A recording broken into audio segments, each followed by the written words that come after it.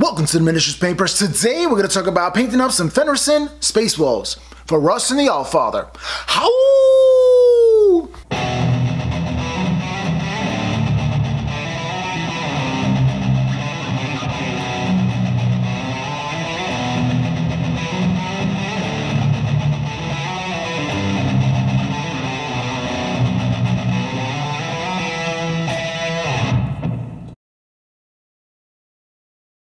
Welcome back. All right, now I have all tools set up. I like to be organized at my desk. Here I have some Fenrisian Space Wolves. I use pill bottles to hold them down. The first thing I do is go to use Vallejo airbrush thinner with some Stanores, a 1-to-1 combination, in order to get that nice base coat. This is going to be a little different format than the usual paint and chat. This is pretty quick as opposed to the other ones, because just getting down to business. So once everything is primed up, time for the green stuff, and I use green stuff. You can use a lot of different putties. I do have a video about putties that you can definitely check out. But once that in, all the green stuff in, I use the rollers, and I do have the rollers or everything that I use on this channel in my affiliate site that I have posted below. You can check that site out. So if you need to buy anything, I get a small commission via Amazon if you do. That is if you're going to buy via Amazon anyway. You'll be supporting the channel, and I'll be able to put the money back into the channel and get another camera. Okay, so this is the Fox Gnome Fimo clay shapers, and the clay shapers are very essential when it comes to really just rolling over and putting the putty down or your green stuff down where you want it. Clay shapers definitely come in handy, and I take that tip from a couple of sculptors who actually sculpt with these things to make the miniatures. Alright, next up here is Vallejo airbrush thinner with some Stanores. Hitting that Stanores on the lighter areas to get the light coat, because we're going to have a transition from darker to lighter, and the underneath is going to be lighter while the top is going to be darker. So I'm trying to get the pre-shading in with this. I'm using a Badger airbrush, the Renegade, and just throwing a couple of layers in to see what it looks like when you're done, more or less. There's a lot of back and forth with this video. There's a lot of back and forth when I paint, so either I go a little too far or I go not far enough, and then I just add and subtract later on as you see fit. You can do yours. Okay? Alright, so now some Minotaur Mummy, Vallejo Air Improver, and some water. So you can see, you always want to thin down your paint because there are different consistencies with paint. Alright, and we're going to get that done. Here, lightly bringing up the coats. The Mummy is a good mid-tone base for the darker areas, and then again we're going into that lighter area as well. Okay, so now we're going to do some Minotaur Ancient Bone, Flow Improver, and water. Again, trying to create a transition of the light, going from light to lighter, dark to darker, creating shadows and a gradient. Now it doesn't have to be perfect. Citadel Shade and Cerium Sepia I'm using now just to coat the top. Again, natural shapes don't have to be perfect line. If it's a perfect line, you did it wrong.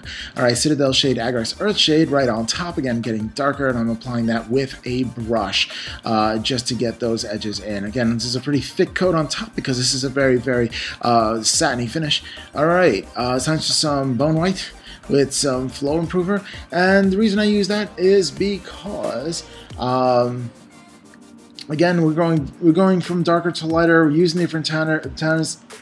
And Minotaur paint sometimes come out somewhat glossy, so I do like to use those shades that tone it down. Again, going a little up the leg, I think I went not light enough, so I'm just going to add in some more light areas there on top of that Bone White, just really giving that a transition, really giving out different colors and shades. Plus, what we're going to do here is we're going to tone this down, different variety of shades here, going from the darker to the lighter when it comes to tonality with the shades itself. So playing around with this, going down, see if you're doing yours, just play around with it. Again, no two are going to be exactly the same, and they're not supposed to be, because that's how nature works. No two are exactly the same, and symmetry rarely happens unless you're talking about snowflakes, which is a unique bird, isn't it?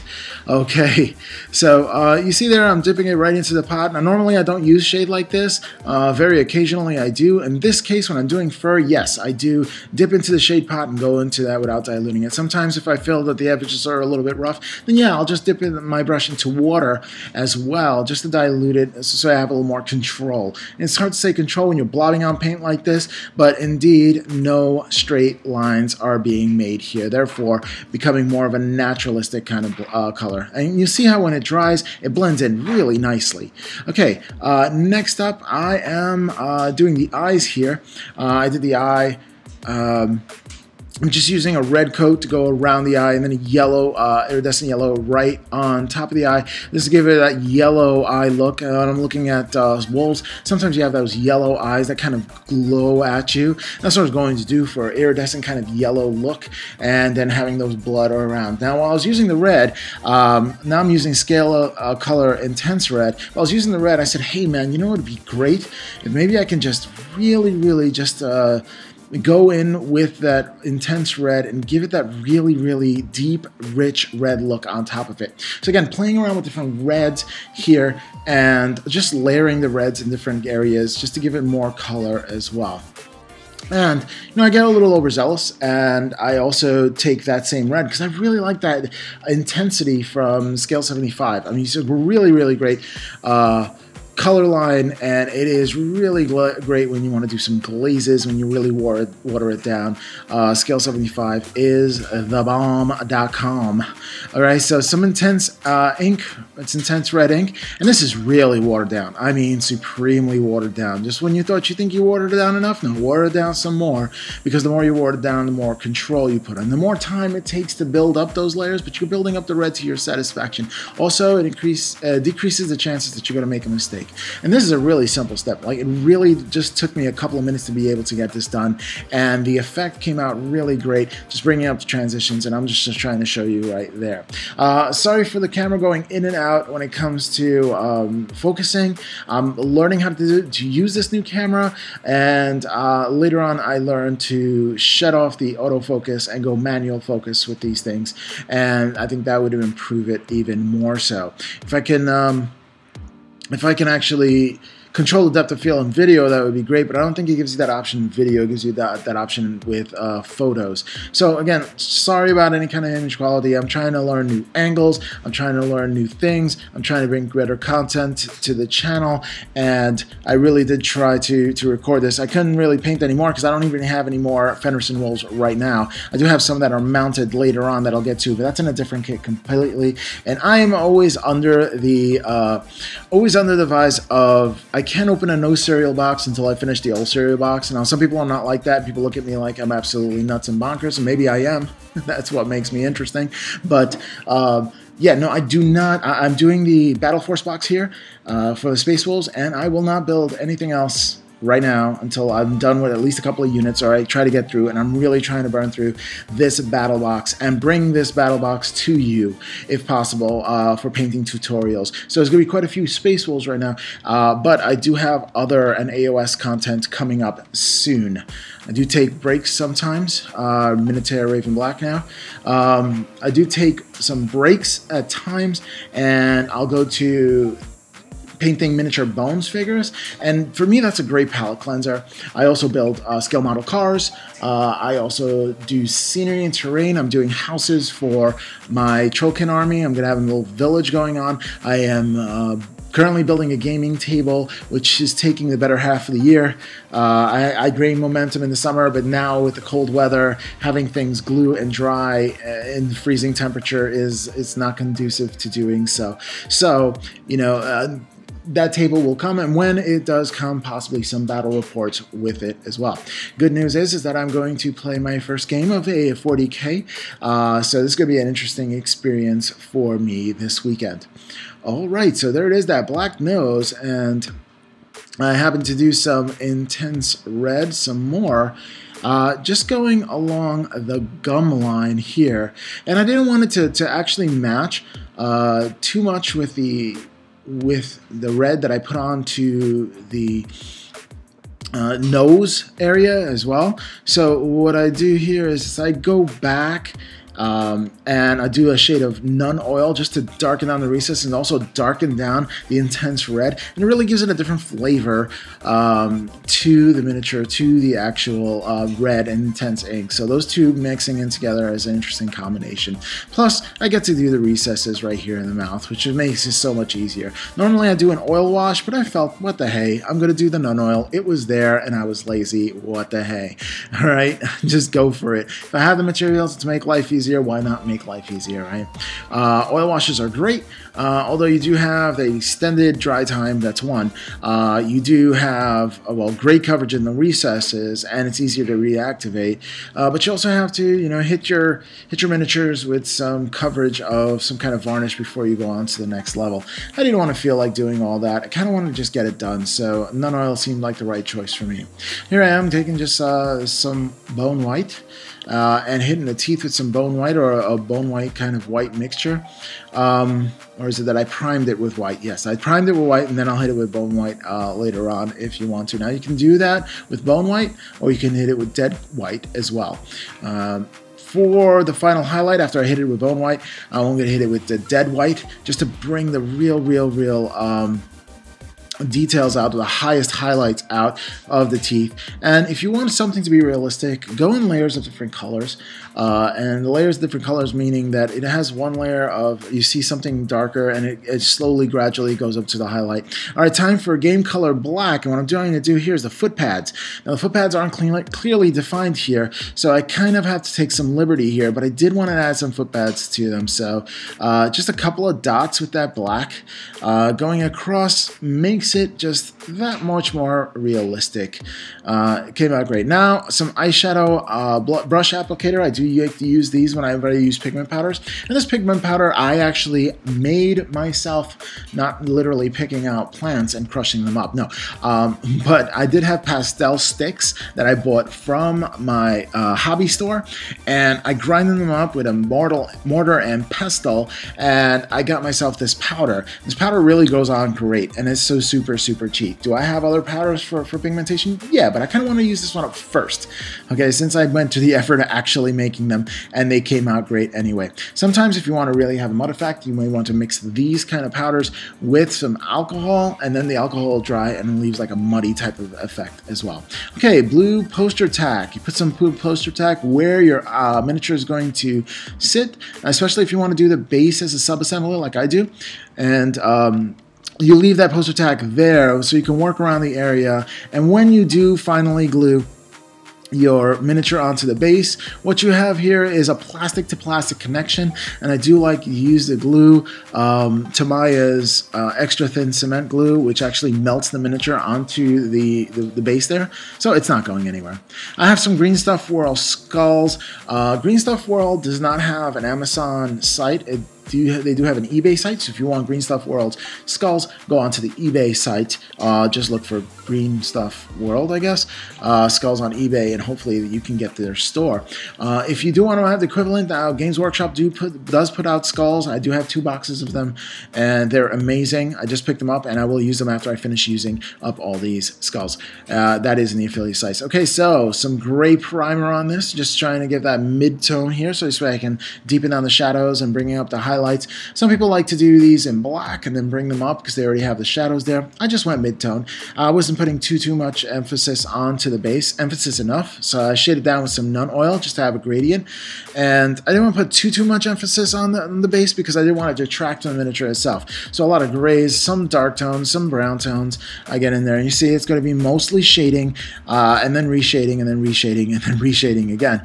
So a lot of different shades with the airbrush, with the brush itself, and I go in there with the brush because I want to get the areas that I completely missed and I can't really go to the edge without actually painting that rock, right? Because I didn't want any of the black stuff on the rock. Now some muddy brown. Okay, some muddy brown, just give it a brown base just to have some earthy tones in there. You want to liven it up. I am using similar colors to the colors that I have on the miniature itself, so this way, you know, it all kind of mixes in. Some Minotaur Mummy is next.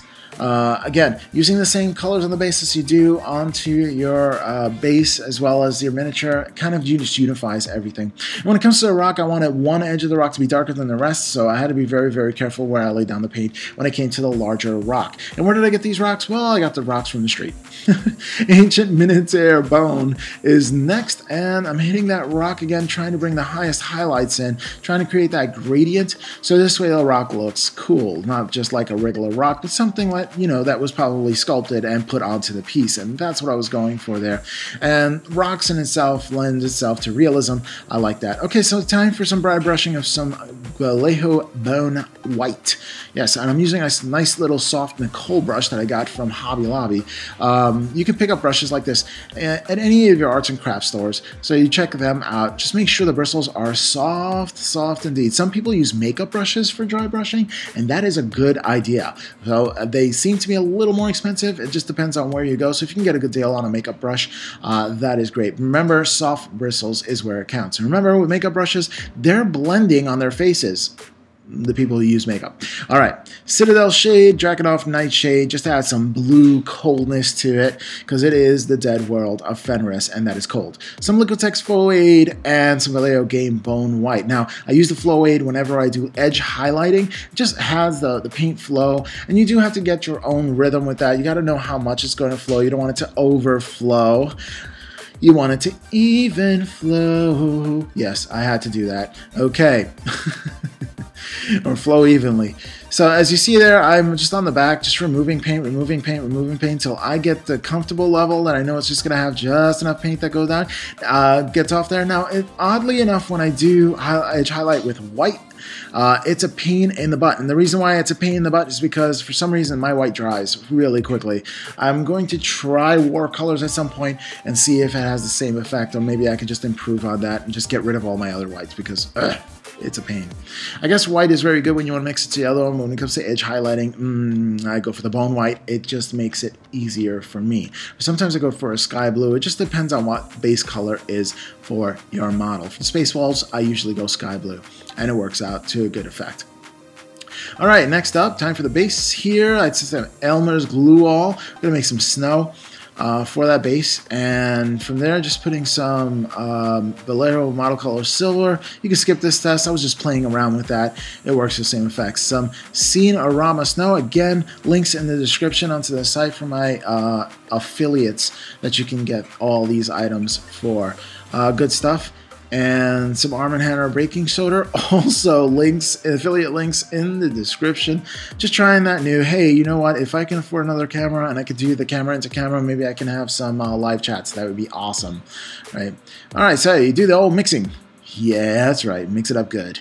All right, so now I'm using Scrappy Cat glitter glue. I like Scrappy Cat, but you can use any glitter glue. Again, links in the description as well if you're interested in getting that. All right, for the snow, you kind of want to have a paste kind of consistency.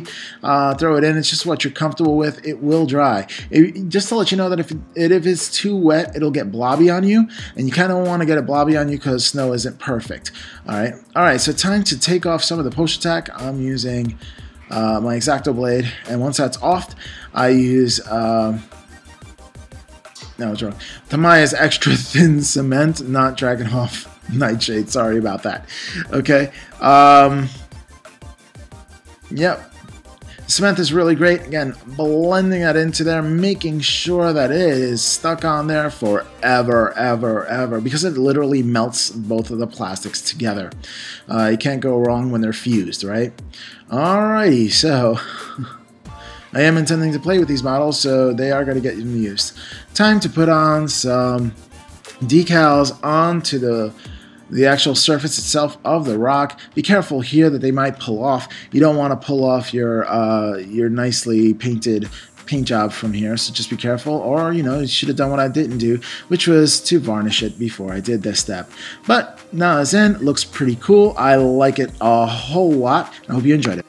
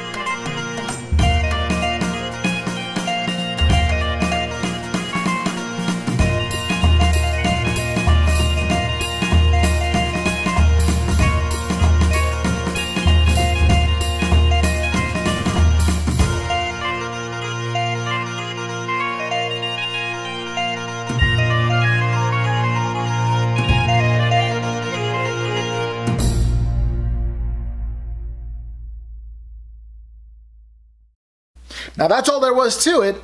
Aside from doing some graffiti on the rocks to personalize it, there's not much to this model.